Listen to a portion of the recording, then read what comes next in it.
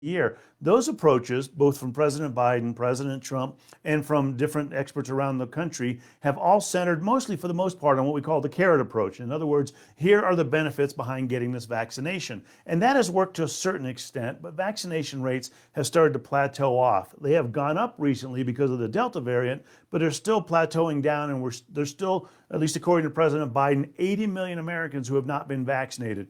He says 25% of the Americans have not been vaccinated. We need to make sure that we get those vaccinated as well so we can protect people and get through this pandemic.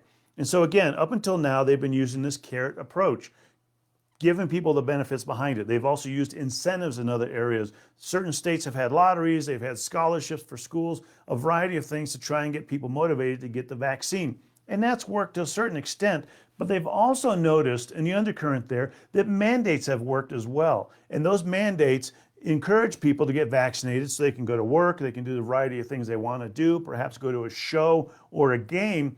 And so what President Biden is doing is he's kind of doubling up on the carrot effort and saying, here's the reasons behind getting this and here's what you need to do. But he's also adding the stick approach to it.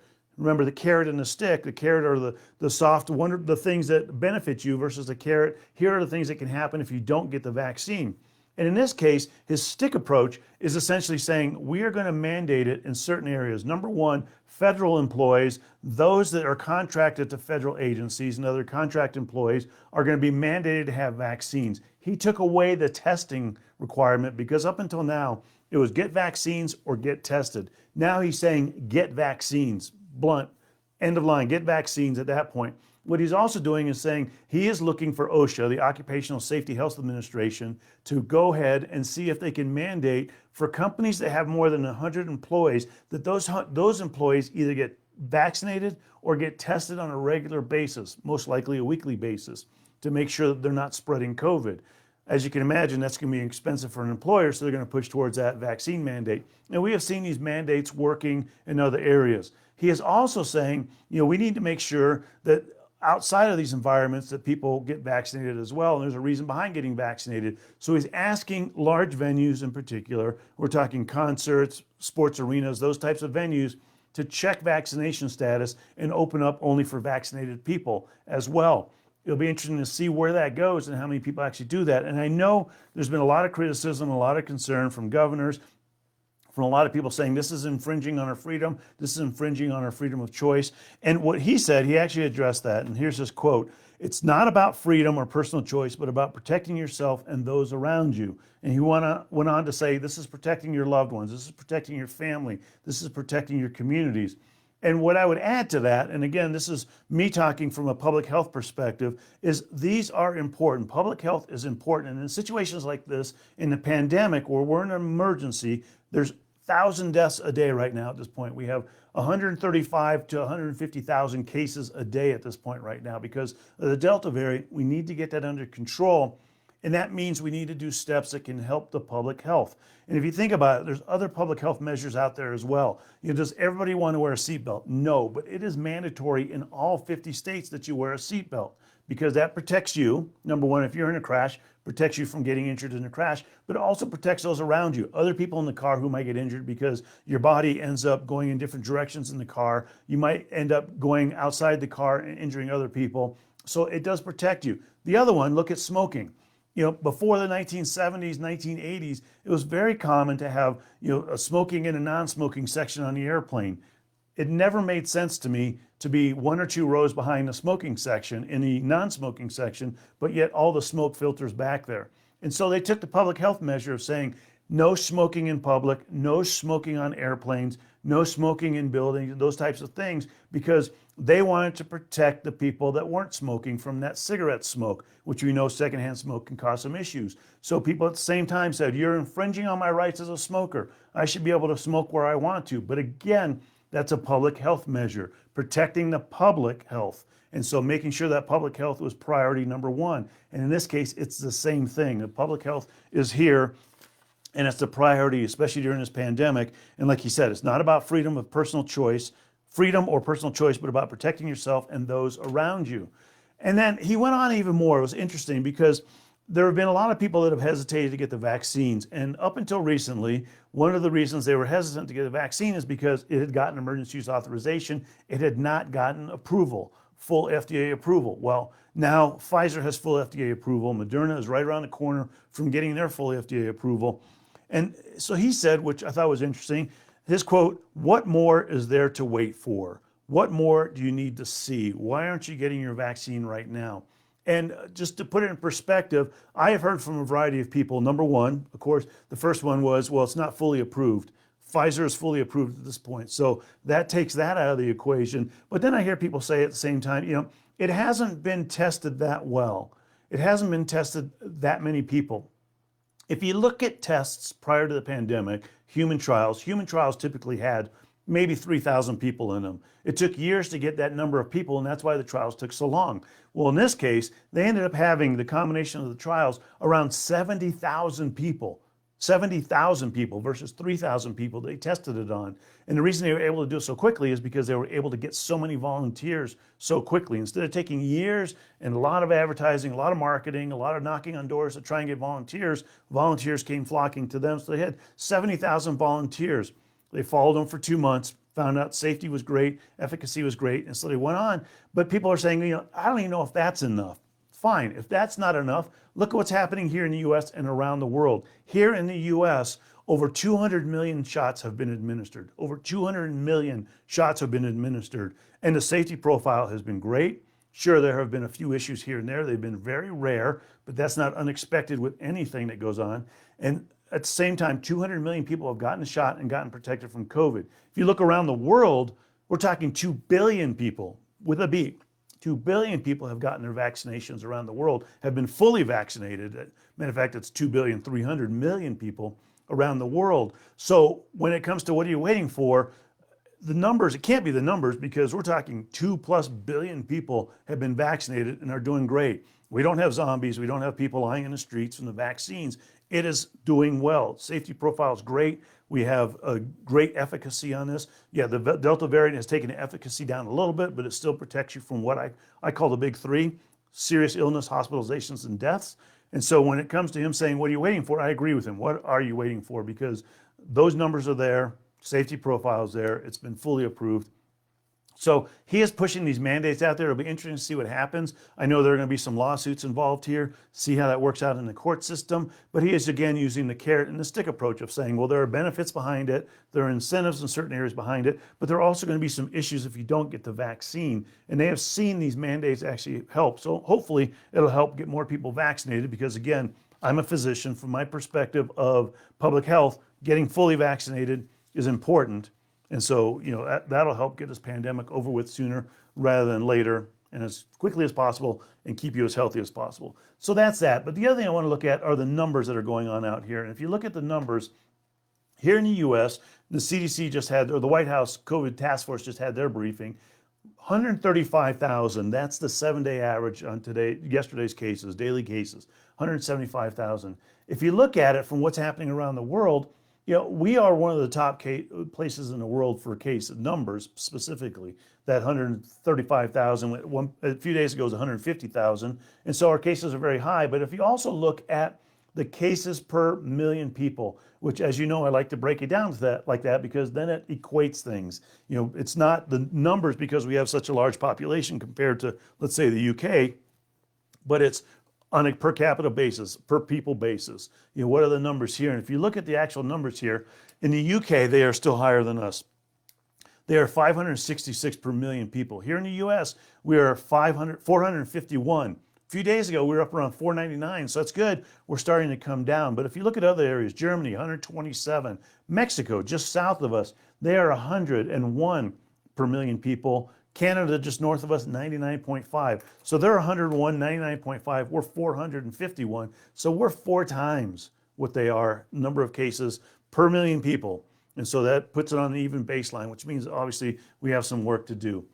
Vaccinations are certainly helping. You're seeing these mask mandates starting to pop up as well. Those are happening. Social distancing is still important. Ventilation, a lot of people have forgotten about ventilation. It's important to do things either outdoors or open your windows. If you look, actually, it was interesting. in the early 1910s, around that time frame in New York City, there were outbreaks of cholera and some other illnesses there. And what they did is they basically said, hey, let's move the kids from school outdoors. It was the middle of the winter. And so it's easy to see pictures of these kids bundled up, trying to do their homework or on the playgrounds completely bundled up, or eating lunch on the rooftop completely bundled up because they wanted them outdoors. Talking to ventilation specialists, what they said is, it's interesting, up until about the 50s or 60s, our buildings prior to that were made for infection control measures, meaning that they were made to ventilate. And part of that has to do with, keeping it cool during the summer, but they were made to ventilate. With that ventilation, we know helps keep the virus at bay. Well, after air conditioning came about and became a big thing, climate control became the big issue with buildings. And so buildings were built for climate control, meaning a lot of them you can't even open the windows at this point. And the thinking is among experts that we're going to go back to that ventilation type standard for buildings. So it'll be interesting to see how that happens. But don't forget ventilation. That's very, very important. So again, talked about those two things, Biden and the numbers. I talked about this a couple days ago, they were plateauing. They're starting to come down now. We still have a ways to go, but at least they're starting to trend down for cases. But hospitalizations are still rising. Deaths will still probably rise because, as I've talked about many times, those lag behind the case numbers. And so keeping numbers under control will help keep hospitalizations under control, especially for children, and keep those deaths under control, something we all want to make sure we do. Now, the other thing I want to talk about, and again, I'm trying to interject here some non-COVID news just to give us other news that's out there because there's a lot of health-related news. It's called the Goldilocks effect when it comes to your free time. And as Goldilocks, that you can have too much, you can have too little, you can have just the right amount of free time. We all think, especially as we start talking about, wanting to get towards retirement or giving up our job or going part-time, we want more free time. And that's great. But that free time actually has to be time with purpose to a certain extent. They found out, looking at surveys, and what they did is they surveyed people and said, what'd you do the last 24 hours and how are you feeling today? And they correlated the two. And what they found out is 2 to 5 hours seemed to be the sweet spot, that Goldilocks point of the perfect amount of free time during the day. Less than that, you can't really count it as much free time because it's less than 2 hours. You have a lot of things you're doing. But more than 5 hours, people started having big hits on their well-being. They weren't feeling as well emotionally, mentally, because they had too much free time. And that was free time without a purpose. And so what's the bottom line here? What the researchers are saying, and I agree with them, is it's fine to have a little bit of free time. Again, that 2 to 5 hours. But beyond that, you want to have time with a purpose. And so you want to have something to do, whether it's a hobby, whether it's socializing, whether it's organizing things, whether it's doing those things you love to do, but doing something, not just having free time and doing absolutely nothing beyond that 5 hours seems to be the key here. And that's the key to keep your well-being as fine-tuned and as nice as possible. So again, free time's great. 2 to 5 hours seems to be the key. And we're finding out about a lot of things that there seems to be a sweet spot of the amount of hours, the Goldilocks effect, that it seems to work great. Any more than that can cause some problems. Any less than that can cause issues as well. So in this case, 2 to 5 hours. But now let me see if you guys have any questions. Is there any truth in Moderna shots being contaminated? Are there any truth in Moderna shots being contaminated? What you're talking about is this happened a little while ago where they had to take some off the market because there was a contamination. So the Moderna shot and the Johnson & Johnson vaccines were being made together at a manufacturing facility. That manufacturing facility had some issues, so they stopped everything. They took all the vaccines and they said, we're not going to do that anymore. We're not going to mix these manufacturing because it's too easy to mix stuff. None of the vials went out. They were all caught on their quality assurance processes, and those vials were destroyed. None of them went out. So no, there are no issues with Moderna contamination. There are no issues with Pfizer or Johnson & Johnson contamination. The vaccines you see out there are fine. There have been some indications in other countries where they have had some issues as well, and those have all been caught on the quality assurance issues or quality assurance measures they've been using. So the vaccines you have out there, the vaccines you get, and we'll be getting more because we know booster shots are right around the corner, that are all safe. Where do we stand with vaccinating children younger than 12? So with vaccinating children younger than 12, right now children 12 and above can get a vaccine. And that was part of what President Biden was pushing, to get kids vaccinated, to get kids tested in school, especially when there's large outbreaks, and to make sure that children are safe, because we know that children, especially those under the age of 12, cannot get vaccinated. But those vaccines are around the corner. By around the corner, I mean probably within a month or two. I'm hoping around the Thanksgiving time or maybe a little bit before Thanksgiving. Right now, they're doing the studies, they're submitting the data on that, but the difference being they want more time of looking at the children. So instead of just adults 2 months, they're looking longer than 2 months at the children after getting their vaccines in the human trials to make sure it's safe and effective, because you can't just give vaccines to children at similar doses to adults, or even saying, well, they weigh half as much, so let's give them half the amount. It's not the way it works with children. You have to fine tune that dosing, fine tune the intervals. They have to really make sure they get a good handle on that, to make sure it's safe, which is looking safe, make sure it's effective, which it's looking effective as well. But they want to get through that, then they'll submit it to the FDA. FDA will authorize it or approve it, but probably authorize it. And then it'll go to the CDC for its process to recommend it, and then they can start getting shots. So more than likely, they're going to divide it into groups. 5 to 11 years old will probably get it sometime around Thanksgiving, maybe before. Next group will be the 2 to 4-year-olds. Those will probably be early 2022, and then after that, it's 6 months to 2-year-olds, and that'll probably be a little later. And so hopefully by the end of the school year, all children 6 months and above can get the vaccine, but it'll be in those increments. 5 to 11-year-olds will probably be getting them around Thanksgiving timeframe, but it'll be important to get them, to keep them protected. In the meanwhile, if they cannot get the vaccine because they're too young, the best way to protect them is to make sure all the adults, including the parents around them, are protected by the vaccine, and that can protect the children as well. Do you know if any immigrants are being vaccinated for COVID before coming into the country? What is the rule? So right now, I don't know the rule on migrants and what's happening once they come across the country. I'm not sure if they're going to be vaccinating them or looking at the vaccination status. I know they are testing them for COVID, but the vaccinations, I'm not sure what's happening with that. Obviously, from a public health perspective, which I've been talking about for most of this, from a public health perspective, you would want them vaccinated. And so hopefully they are doing that. I will look into that. And by next week, when I do this daily doc again, I'll have an update, an understanding of what's happening with that. Can you talk about what it takes for an FDA approval? How many drugs and vaccines have been recalled? So what it takes for an FDA approval, so there is a couple of differences here, and just to understand the nuances here. So the vaccines initially got an emergency use authorization. Emergency use authorization is a temporary authorization that is done with more limited data. And so they looked at it. In this case, what they said was, we want 2 months of data after the person's last vaccine to look at its safety and efficacy, to find out how the people did, what their side effects were, how well this vaccine is protecting them, how many antibodies they have, all those factors 2 months after getting the last vaccine. And then Pfizer, Moderna, and Johnson & Johnson, the Janssen vaccine, all got the emergency use authorization. Well, now you fast forward to approval. That's the full approval, which is also called a BLA, a biologics license approval. Once it gets that application and that approval there, that is permanent.